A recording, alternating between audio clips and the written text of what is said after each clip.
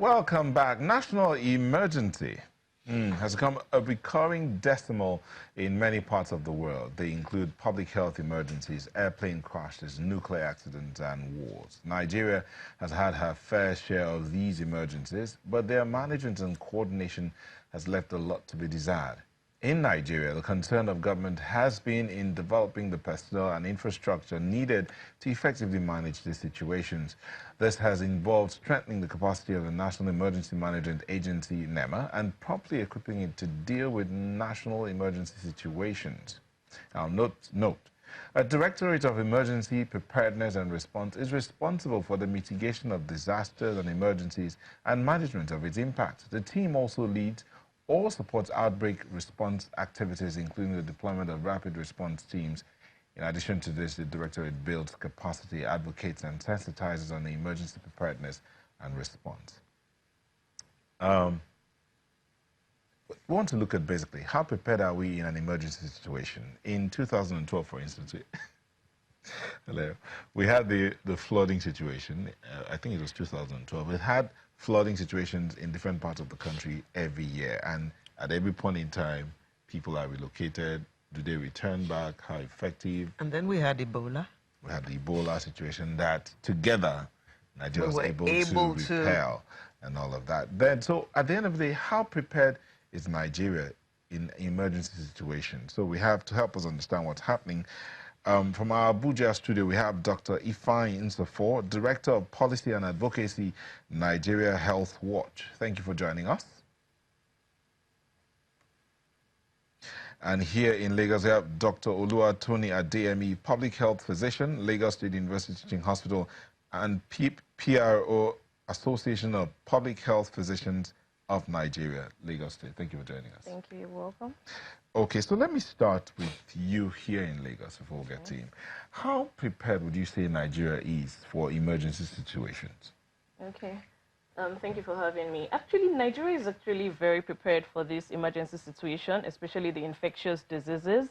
I don't know if you're aware, but we have the National Nigerian Center for Disease Control in Abuja. So they are responsible for coordinating all these efforts at the state, at the local, state, and federal level. So they coordinate all this. And what they have done is they have developed technical working groups called the response team, rapid response team, for each of these epidemic-prone diseases like the Lassa, Ebola, measles, cholera. So they have these technical working groups that meet weekly. And what they do is they monitor data all over Nigeria. They monitor our surveillance data from the community. Surveillance starts from the community level. So at the community level, we have these community informants who have been trained on identifying these cases. So they're able to identify these epidemic-prone diseases at the community level, which they now escalate to the health facility, from the health facility to the local government, state, and national. There's actually a train of these events and feedback gotten back to the community. So surveillance is going on in Nigeria, active surveillance, passive surveillance, the sentinel surveillance, and even community surveillance. Okay, now that sounds very interesting and gives a lot of, there's a reason to smile, the way you've just laid it all out. Yeah. But I mentioned something about the flood situations we've had and the IDP camps. People that are moved out of their homes because of communal clashes or war situations like in the Northeast and all that. They get to the IDP camps. Sometimes there are emergencies that happen there. There are illnesses that break out there. Are all these things taken into cognizance? I'm not going to ask you about building collapse and how Nigeria responds to all those cases. Before you came in, we talked about an accident that happened on the express yesterday. Until now, there's a tie back. I'm not sure since we're here. If the producers can let us know, has the traffic been cleared? Has the accident scene been cleared out? So those kind of things. You talked about the CDC. Yes. What about the other arms of government or government agencies? Are they ready for such situations? Oh, yes, they are ready, because all we talk about is collaboration. So they collaborate with all their stakeholders. We have so many stakeholders. We have the NGOs. At the local government level, we have the disease surveillance notification officers who work at those levels. Then for special situations like the IDP camps, like you mentioned, and when we have emergencies like the flooding, we have different parastatals that are in charge of that. For the health worker part, the most important thing is actually to identify these cases when they occur, identification, and furthermore, reporting it. So those are the important things which the health workers have to do. So there's ongoing training and retraining to enable the health workers quickly identify, so that when there is anything that looks like maybe a fever. You know, the common ones are the viral hemorrhagic fevers, and at most health facilities, anybody that comes with a fever is treated for malaria or typhoid. But by the time you're retraining and retraining these health workers, they're able to think outside the box and know that not every fever is malaria. They're able to, our laboratories have also been upscaled. We now have so many reference labs. We have the Biosafety Level Lab 3, BSL 3, which was just launched in Lagos State, and they are in charge of investigating highly infectious diseases. That's so we have Lagos. all that in place. That's yes, Lagos. apart from Lagos, for example, Lassa fever now, which is also one of our recurrent epidemics in Nigeria, there's been a scale-up of laboratories. Apart from Irua, which is specialized for Lassa, we now have more reference labs all over Nigeria, such that they can easily, and they've tried to decentralize it so that you have it in all the zones of Nigeria, so that they can easily let me identify. put you on pause and get to Abuja. Okay. Dr. Nsafo, you are of the Nigeria Health Watch. What you heard Dr. Adeyemi talk about here, would you say she's correct?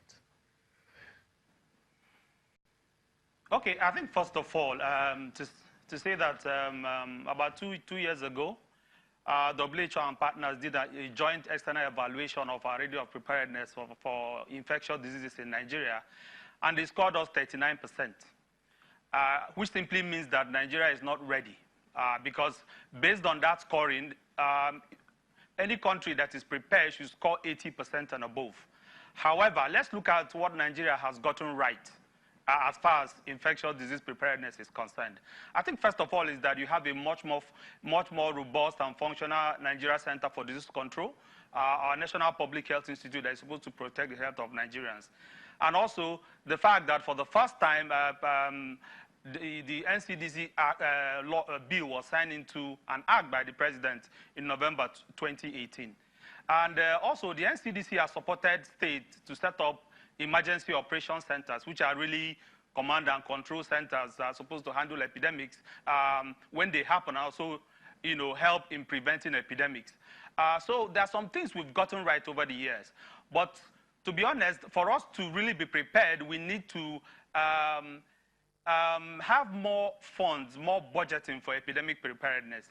And let's look at, again, the data that we know are available as in the cost of not preparing for epidemics. If you look at the Ebola outbreak across West Africa in 2014, 2015, those three countries, Liberia, Guinea, and Sierra Leone, they lost about, you know, almost $3 billion in GDP. You know, the little outbreak that happened in Lagos within the same period, Nigeria lost about $186 million in GDP.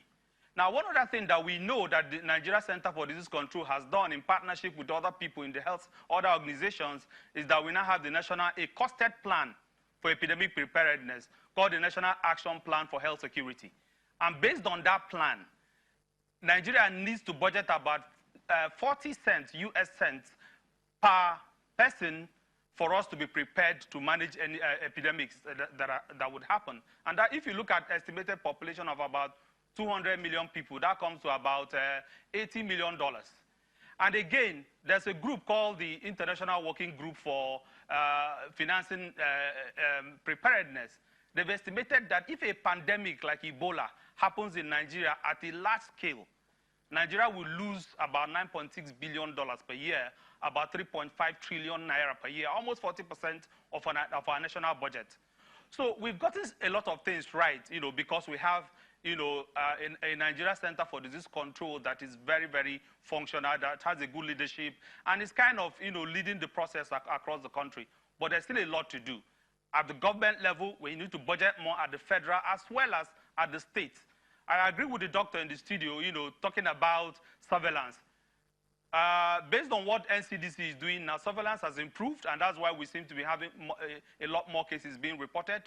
But beyond that, just about 20% of surveillance is driven by, you know, by any kind of technology.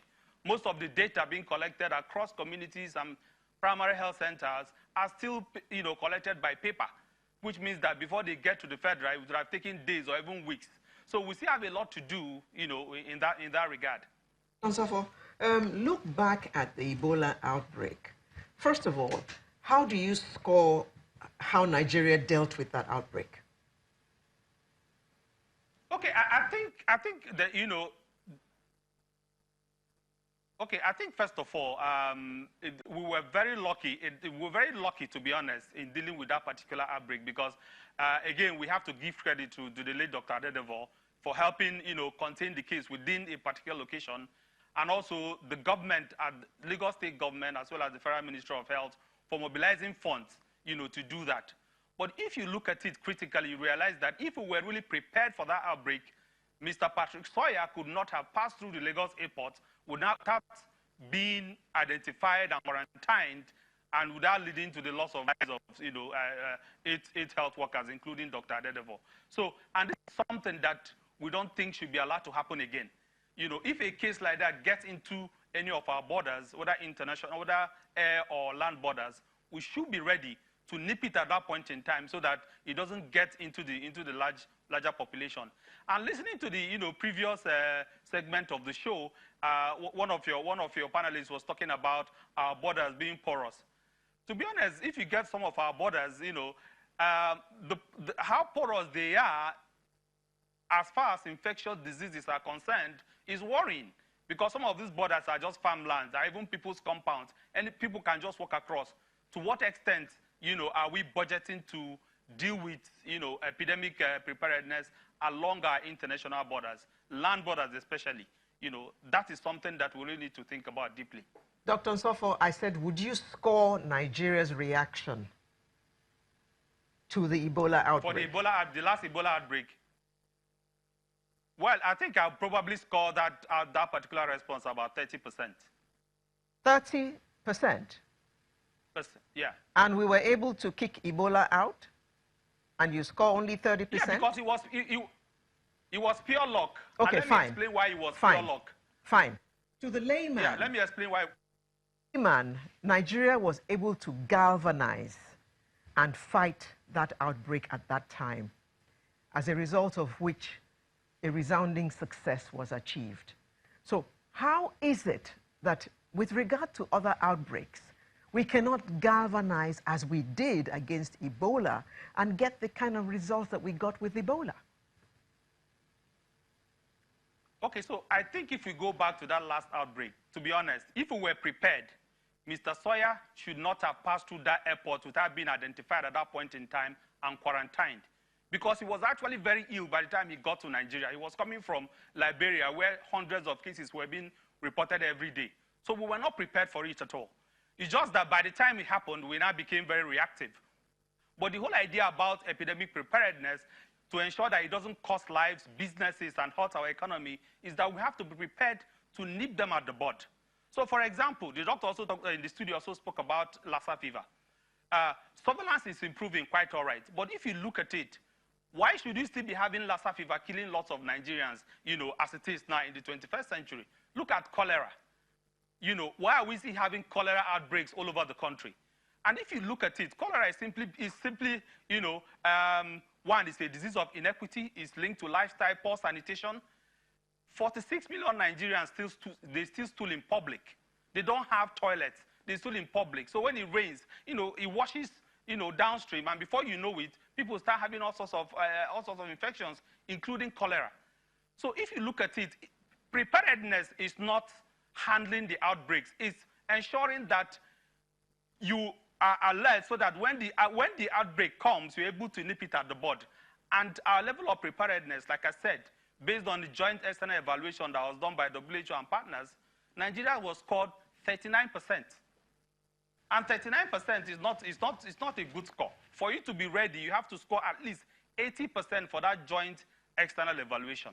So we're not prepared, but we know what we should do, because the joint external evaluation obviously made recommendations, as what we should do to be prepared, to prevent epidemics and also to manage them if they happen.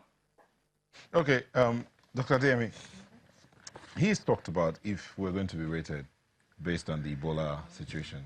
He gave Nigeria 30%. WHO gave Nigeria, in terms of preparedness for emergencies, 39% 2 years ago. Don't know what the rating is right now. But if we're going to take these two situations, Ebola was before 2 years ago, and so if on the average you say about how much would you divide, that would be about 34 or 34.5% on the average. Based on this figure, that's a failure. Yes. As the case may be. But you talked glowingly about surveillance. You talked about different centers across the country today that have been set up to ensure that epidemics, outbreaks are monitored, and to some extent, if that is so, indeed, is it enough to monitor?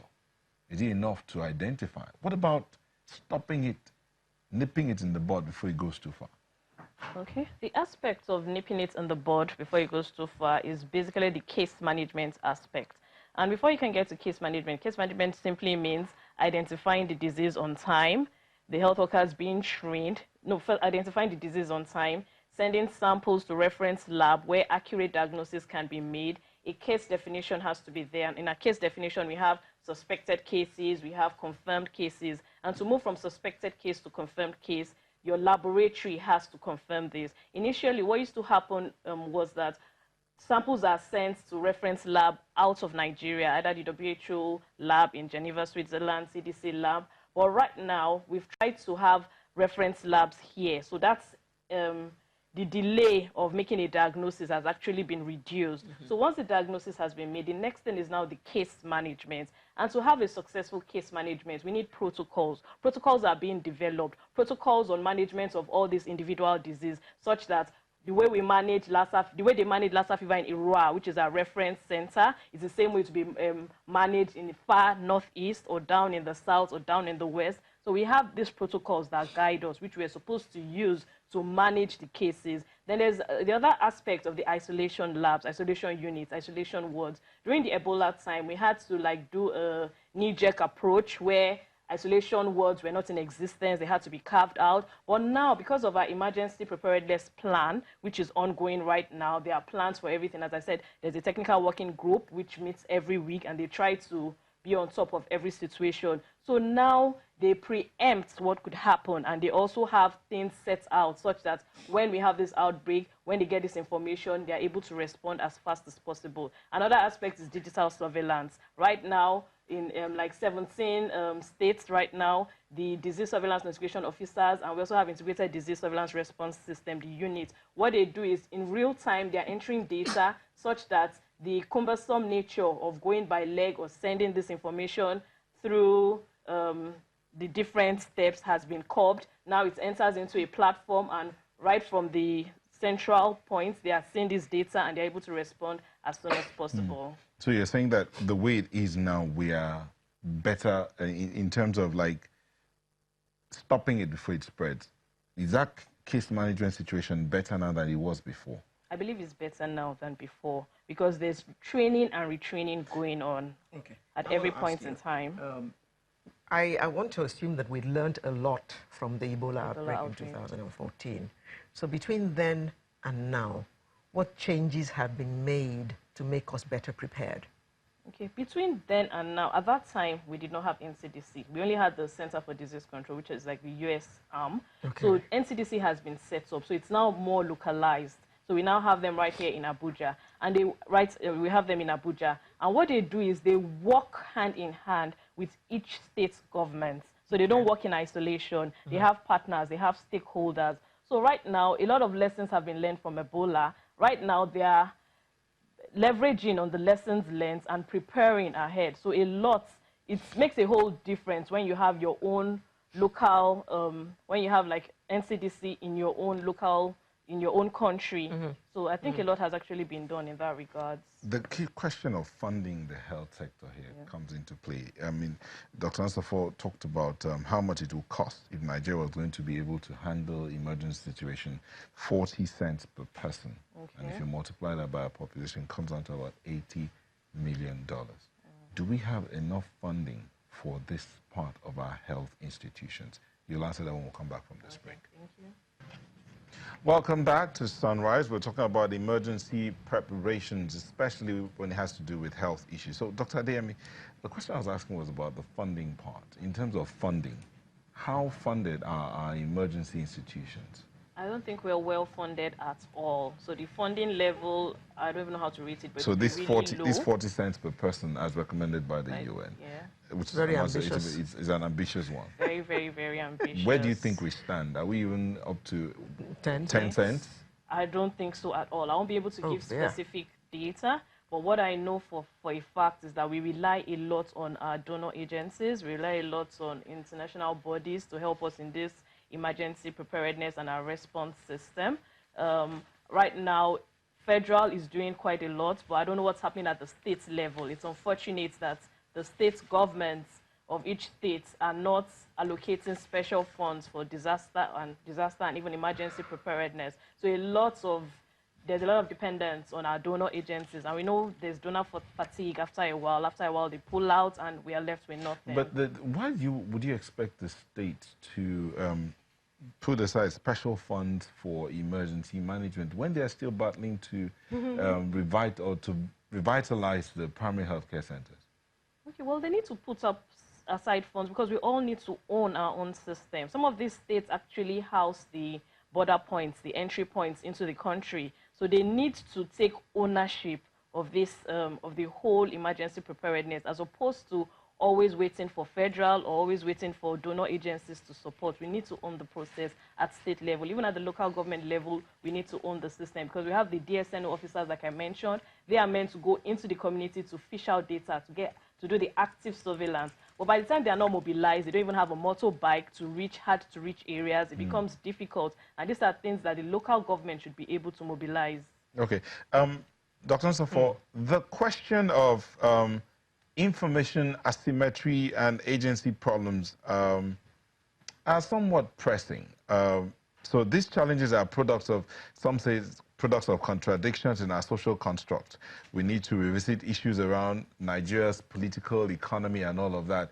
Now, the political economy of the country, there are those who believe that affects what happens in the health sector. For instance, I just asked Dr. Adeyemi now, how is it that the states still battling to revitalize the primary healthcare system need to set aside the funding for emergency situations that may not happen eventually? Then funds that should have gone to the primary healthcare centers are diverted. So how do we manage this situation? Okay, I think first of all, if I go back to the document that I quoted, the National Action Plan for Health Security, it is a costed plan, and it's broken down into different sectors, what different sectors can contribute, to ensure that we prevent epidemics. And you spoke about primary health care. One of the major ways of epidemic prevention is to ensure that children are fully immunized. So, and that becomes a challenge in some parts of the country. Now, a survey that was done 2 years ago, showed that states like Sokoto State, for example, has an immunization coverage of 3%. Lagos has a coverage of about 80% and above, but Sokoto has 3%. And for us at Nigeria Health Watch, what we tell people is that once it comes to epidemic prevention, we are as strong as our weakest link. So as long as some states in Nigeria still has immunization coverage below 10%, then we cannot say that we are prepared. There is no state in Nigeria that has a budget line for epidemic preparedness. And this is something that for us at Nigeria Health Watch, we are pushing through a project that we're running, Prevent Epidemics Nigeria. Because if you look at it, it's all about, and so we say we are aware of the common mantra that prevention is better than cure. And if you, again, let's go back to the data, the economic data I quoted. So what it simply means is that we need to invest $80 million every year through the NCDC so that we save about $9.6 billion. So it's an opportunity cost. Which one are you willing to do? So what we're recommending is that all those different aspects that will help us prevent epidemics, immunization, sanitation, risk communication, this is something the NCDC is doing, is deploying staff across the country to train different health workers and communities. Risk communication about something as simple as hand washing. This is something we don't do very well in Nigeria, but we know the evidence is very strong about how hand washing can prevent infectious diseases. Ensuring that your children are fully immunized. Ensuring that we have a clean environment. Ensuring that people do not stool in public. 46 million Nigerians stool in public. That's about 25% of our population. That's almost 75% of the population of South Africa are still stooling in public. So once you have this kind of thing happening, then you can rest assured that outbreaks will keep happening. Something like Lassa fever. If you're traveling across, Nigeria from one state to the other, and you see farmers who have, say, spread their grains on the floor so that these grains would would dry, easily, dirt, rats, all sorts of things run around it. So risk communication is something that is very, very important that, states, local governments have to do. Right. Dr. Adeyemi also mentioned the integrated disease surveillance and response. So it's a system of reporting data from the communities through the officials in the local government called the disease surveillance and notification officers. Dr. Nzofo, to the health facilities. Dr. Nzofo, sorry to cut you short, but I need to ask this question before we go. Dr. Adeyemi, quickly. Now you spoke about local government and primary health care. Yes. Now that monies are going to be given to the local government directly, are you expecting better responses? Yes, I'm expecting better responses because you are mobilizing them, you are increasing their power. So there are a lot of things they can do. Most of the things that happen at the community level are seen at the local government level. We have medical officers of health who oversee any health emergency of any nature, who oversee the health of the community. So you are increasing their capacity to be able to effect changes at the community level. So hopefully, if the funds are well directed to where they are supposed to go to, then of course we should see improvements. Great improvements. All right, thank you very much, Dr. Oluwatoyin Adeyemi, Public Health Physician, Lagos State University Teaching Hospital, and PRO Association of Public Health Physicians of Nigeria, Lagos State, and Dr. Ifeanyi Nsafor, Director of Policy and Advocacy, Nigeria Health Watch. Thank you both for sharing your thoughts with us. Thank you very much. Sunrise will be back in a moment. Please join us again.